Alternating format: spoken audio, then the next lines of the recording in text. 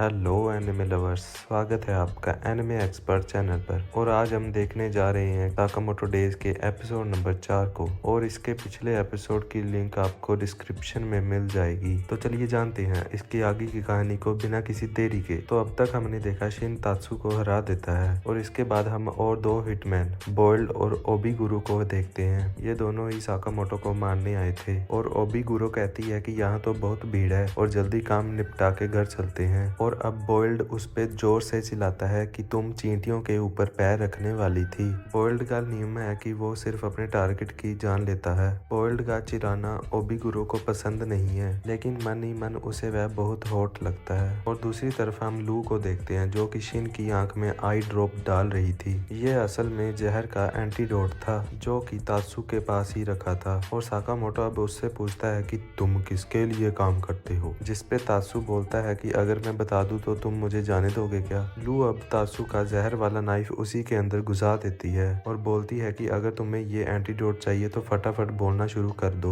और तात्सु अब बोलता है कि उसे डोंट टेंट काई नाम की कंपनी ने हायर किया था। और शिन अब कहता है कि तुमने तो इतनी जल्दी सब उगल दिया। और तात्सु अब कहता है कि मुझे अपनी जान प्यारी है, कंपनी से मुझे घंटा फर्क नहीं पड़ता, वो सिर्फ पैसों के लिए काम करता है। वो ये भी बताता है कि वो JAA का मेंबर है। लू पूछती है कि ये JAA क्या है और शिन बताता है कि जापानीज एसोसिएशन ऑफ असैसिन्स, जो कि एक प्रोफेशनल हिटमैन कंपनी है। और शिन और साकामोटो भी उसके मेंबर हुआ करते थे। और जापान में करीब 400 और हिटमैन हैं। और तात्सु अब साकामोटो से पूछता है कि क्या वो सच में द ऑर्डर नाम के ग्रुप का हिस्सा हुआ करता था क्या। और साकामोटो का रिएक्शन देख के तात्सु समझ जाता है कि ऑर्डर सिर्फ किस्सों कहानियों में नहीं बल्कि सच में हुआ करता था। तभी एओई और हाना भी यहाँ आ जाती हैं और वो तात्सु को एक्टर ही समझ रहे थे। और शिन कहता है कि हम यहाँ अगले नाटक की रिहर्सल कर रहे हैं। और इसके बाद ये सभी लंच करने जाने लगते हैं। और तात्सु अब हैरान होकर पूछता है कि तुम लोग मुझे मारोगे नहीं, जिसपे शिन बोलता है कि हम पार्क में मजे करने आए हैं, खून खराबा नहीं। इसके बाद हाना तात्सु के पास आती है और उसके हाथ पे एक बैंडेड लगा देती है और कहती है कि उसने बहुत अच्छा नाटक किया था और बाय बाय बोल के चली जाती है। तात्सु अपने हाथ की रस्सियां काट देता है और बोलता है कि ये लोग पागल हैं क्या। खैर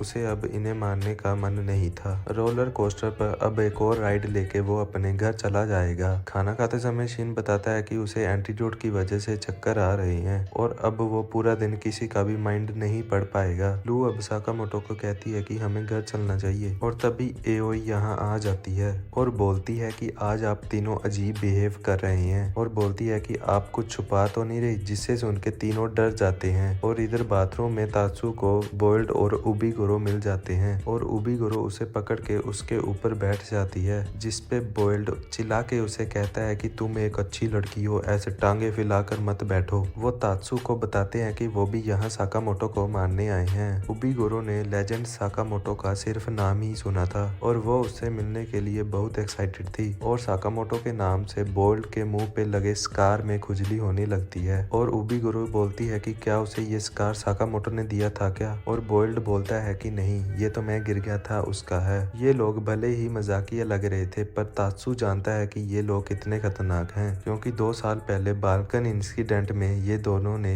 करीब 200 लोगों को मार दिया था। ये मार्शल आर्ट्स के मास्टर्स हैं और इन्हें डोंट एंड काय के पावर कपल भी कहा जाता है। और इन दोनों के सामने साकामोटो और शिन नहीं टिक पाएंगे। और इधर साकामोटो और बाकी लोग कहते हैं कि हम कुछ भी नहीं छुपा रहे, बल्कि हमें तो बहुत मजा आ रहा है। और इसके बाद ये लोग कुछ और राइड्स एंजॉय करते हैं। ये लोग खुली और भीड़ वाली जगह में थे, तो यहाँ किसी का मर्डर करना बहुत मुश्किल बात है। और एओई कहती है कि अब हम हॉन्टेड हाउस में जाएंगे, जो देख तीनों डर जाते हैं, क्योंकि मर्डर करने के लिए इससे अच्छी जगह हो ही नहीं सकती। ये लोग अंदर जाते हैं और लू को कुछ ज्यादा ही डर लग रहा था, तो वह एक बोतल निकाल के उससे दवा पीने लगती है। वहीं बोल्ड और ओबीगुरु सीसीटीवी वाले रूम में बैठ के इन्हें देख रहे थे। इस हॉन्टेड हाउस में कई लोग भूत बन के खड़े थे। इन पे एक ज़ॉम्बी हमला करता है जो कि हिटमैन था। और साकामोटो डरने का नाटक करके तुरंत उसकी धुलाई कर देता है। उसके कपड़े में इन्हें हिटमैन लाइसेंस भी मिलता है। ओबीगुरु साकामोटो से लड़ने के लिए बहुत एक्साइटेड थी, लेकिन वो जानती है कि साकामोटो बोल्ड का पुराना दोस्त है, तो उससे वही लड़ेगा।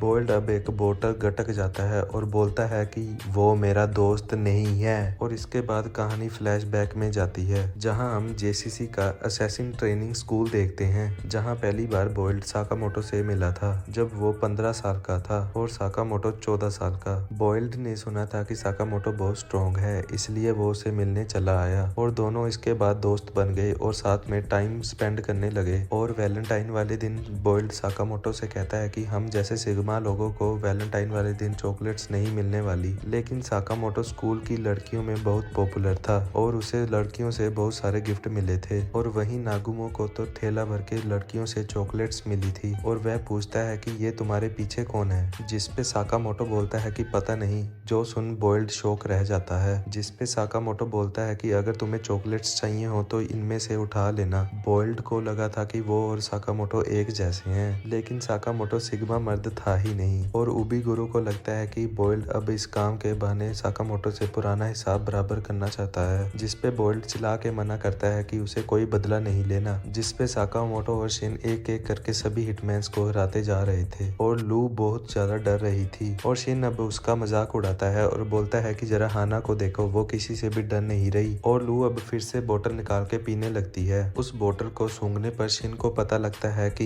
ये दवा नहीं दारू है और तभी इन्हें एक बंद दरवाजा दिखाई देता है। लू अब जो नशे में बंद हो गई थी वो इस दरवाजे को खोल देती है, जिसमें से बहुत सारे ज़ॉम्बीज निकलते हैं, जिससे ये लोग अलग अलग हो जाते हैं। फिर भीड़ से बोइल्ड बाहर आता है और साकामोटो को टक्कर मारता है, जिससे वो दीवार तोड़ के दूर जाके गिरता है। साकामोटो उसके ऊपर आईडी कार्ड फेंक के मारता है, जिससे बोइल्ड बच जाता है और साकामोटो से पूछता है कि क्या तुम्हें मैं याद हूँ, जिसपे साकामोटो बोलता है कि नहीं, मेरी फैमिली कहाँ है। और बोइल्ड बोलता है कि आज के बाद तुम मुझे जरूर याद करोगे। और इतना कहते हुए उसे आंसू आ जाता है। दूसरी तरफ एओई और हाना बेहोश हो गई थी और शिन को मारने उबिगुरो यहाँ आ जाती है, लेकिन नशे में बंड लू तुरंत ही उसके मुंह पे लात मार देती है। वो बिल्कुल एक ड्रंकन कुंफू मास्टर लग रही थी। और इधर बोइल्ड फिर से पूछता है कि क्या तुम्हें मैं सच में याद नहीं। साकामोटो फिर से मना करता है तो बोइल्ड कहता है कि मुझे भी तुम थोड़े ही याद हो, तुम्हारी फैमिली गुम गई है तो तुम खुद ही ढूंढ लो। साकामोटो अब गुस्से में उसे मारने आता है, लेकिन बोइल्ड अब साकामोटो के मुंह पे एक बॉम्ब फेंक के मारता है। साकामोटो अब उसे एक लात मारता है तो बोइल्ड उससे भी बच जाता है और कई सारे बॉम्ब साकामोटो की तरफ फेंकता है। और इसके बाद वो साकामोटो को एक जोरदार पंच मारता है, जिसकी आवाज दूसरी तरफ उबिगुरो को भी आती है। लू अब फिर से उबिगुरो को पंच मारने जाती है, जिसको उबिगुरो पकड़ लेती है और उसके बाल पकड़ के बोलती है कि उसे इससे बेटर करना होगा। और इसके बाद कहती है कि वो एक झटके में लू और शिन को मार सकती है, लेकिन उसमें वो मजा कहाँ। और अब उसके आदमी शिन को पकड़ के उसे बांध देते हैं और चेनसो चालू करते हैं। और उबिगुरो कहती है कि कई लोग अपनी फटी में ही अपनी असली ताकत दिखा पाते हैं और अब लू को हर 10 सेकंड में एक बार उबिगुरो को टच करना पड़ेगा, और अगर वो ऐसा नहीं कर पाई तो शिन के टुकड़े कर दिए जाएंगे। और लू अब रोते हुए कहती है कि मुझसे तो ये नहीं हो पाएगा शिन, तुम्हारे तो लग गए। और इधर बोइल्ड साकामोटो से कहता है कि तुम 5 साल से रिटायर हो, तुम्हारे और मेरे एक्सपीरियंस में 5 साल का गैप है और इसीलिए साकामोटो कमजोर पड़ गया है। और साकामोटो फिर से उसे पंच मारने की कोशिश करता है तो बोइल्ड उसके मुंह पे फिर से बॉम्ब फोड़ देता है। उसके बॉम्ब किसी रबड़ की बॉल की तरह बाउंस कर रहे थे और बोइल्ड बोलता है कि मेरे सुपर बॉल बॉम्ब और रॉकेट डायनेमिक पंच के सामने तुम नहीं टिक पाओगे। वो उसे कितनी भी दूरी से मार सकता है, लेकिन साकामोटो उसे भी भूल गया होगा। और अब साकामोटो को याद आता है कि बोइल्ड ने उसे और नागुमो को बताया था कि उसने एक ग्लव बनाया है कि जिसमें वो डायनामाइट डालता है, जिससे उसके पंच की स्पीड बढ़ जाती है। इसका नाम उसने रॉकेट डायनामाइट पंच रखा था। वो अपनी सुपर बॉल्स के बारे में भी बताने लगता है और साकामोटो अपने मन में सोच रहा था कि ये क्या फुद्दू नाम है। और तभी साकामोटो की नजर उसके बॉम्ब्स की कंपोजिशन पर पड़ती है। बोइल्ड अब साकामोटो की धुलाई करते हुए कहता है कि वो उसके जैसा बनना चाहता था। तुम्हारे सारे मिशन कमाल के होते थे, लड़कियां तुम्हें चॉकलेट देती थी और अब अपनी हालत देखो, तुम कमजोर हो गए हो, अपनी फैमिली को भी प्रोटेक्ट नहीं कर सकते। इतना कह के वो साकामोटो को एक जोरदार मुक्का मारता है, जिससे साकामोटो बहुत दूर जाके गिरता है। इसके बाद वो अपनी सिगरेट पीने लगता है और तभी उसे एक बहुत भयानक ओरा महसूस होता है, जैसे कि उसे कोई कुत्ते की मौत मारने वाला है। और तभी साकामोटो धुएं से निकलते हुए उन सभी केमिकल्स का नाम लेता है जिससे बोइल्ड ने अपने बॉम्ब्स बनाए थे, जिसपे साकामोटो बोलता है कि अब मुझे सब याद आ गया है बोइल्ड, अब मैं अपनी पूरी ताकत से लड़ूंगा। और अब हम देखते हैं कि साकामोटो का अचानक से वजन कम हो गया था और अब वो बिल्कुल पहले जैसा दिख रहा था। और ये एपिसोड यहीं पे एंड हो जाता है। तो दोस्तों साकामोटो का वजन कैसे कम हो गया, अब वो क्या तबाही मचाएगा, जानने के लिए अगला एपिसोड जरूर देखें। वीडियो अच्छा लगा हो तो इसे लाइक और शेयर जरूर कीजिए और अगर आप हमारे चैनल एनिमे एक्सपर्ट पर पहली बार आए हैं तो इसे सब्सक्राइब करके बेल आइकन दबाना ना भूलें और मैं मिलता हूँ आपको अगले एपिसोड में।